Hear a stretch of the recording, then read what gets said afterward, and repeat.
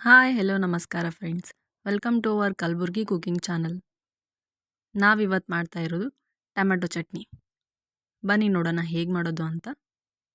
ನಾವಿಲ್ಲಿ 8ರಿಂದ 10 ಟೊಮೆಟೊನ ಕಟ್ ಮಾಡ್ಕೊಂಡು ತೊಗೊಂಡಿದ್ದೀವಿ. ಈಗ ಬೆಳ್ಳುಳ್ಳಿ ಹಾಕ್ತಾ ಇದ್ದೀವಿ. ನೋಡಿ, ಒಂದು ಪಾತ್ರೆಗೆ ಹೀಗೆ ಸೆಟ್ ಮಾಡ್ಕೊಂಡಿದ್ದೀವಿ. 2 ಟೇಬಲ್ ಸ್ಪೂನ್ ಆನಿಯನನ್ನು ಹಾಕಿ ಸ್ವಲ್ಪ ಹೊತ್ತು ಬೇಯಿಸ್ಕೊಬೇಕು. ನೋಡಿ ಹೇಗೆ ಬೇಯ್ದಿದೆ ಅಂತ. ಈಗ ಒಂದು ಬದಿಗೆ ಬೇಯ್ದಿದೆ ಇದು, ಹಾಗಾಗಿ ಇನ್ನೊಂದು ಬದಿಗೆ ಬೇಯಿಸ್ಕೊಬೇಕು. ಇದನ್ನು ಗ್ರೈಂಡ್ ಮಾಡ್ಕೊಂಡಿದ್ದೀವಿ. ಪೇಸ್ಟ್ ನೋಡಿ ಹೀಗಾಗಿದೆ ಅಂತ. ಈಗ ಒಂದು ಪಾತ್ರೆಗೆ 4 ಟೇಬಲ್ ಸ್ಪೂನ್ ಆಯಿಲನ್ನು ಹಾಕ್ಕೊತಾ ಇದ್ದೀವಿ.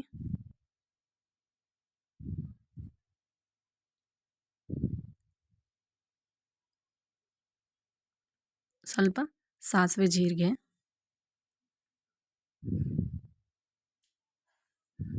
ಸ್ವಲ್ಪ ಮೆಂತೆ,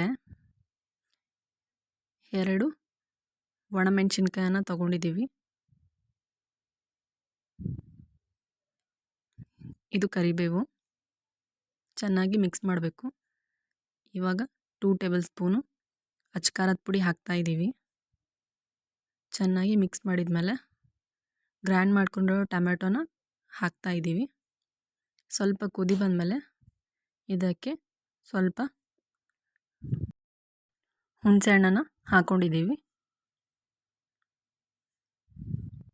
ಇವಾಗ ಸ್ವಲ್ಪ ಹಿಂಗು, ರುಚಿಗೆ ತಕ್ಕಷ್ಟು ಉಪ್ಪು, ಸ್ವಲ್ಪ ಕುದಿಸ್ಕೊಂಡಾದ್ಮೇಲೆ ಫೈನಲ್ ಲುಕ್ ನೋಡಿ ಹೇಗೆ ಬಂದಿದೆ ಅಂತ. ನೀವು ರೊಟ್ಟೆ ಜೊತೆ, ಚಪಾತಿ ಜೊತೆ ಇಲ್ಲ ರೈಸ್ ಜೊತೆ ಕೂಡ ತಿನ್ಬೋದು. ತುಂಬಾ ಚೆನ್ನಾಗಿರುತ್ತೆ.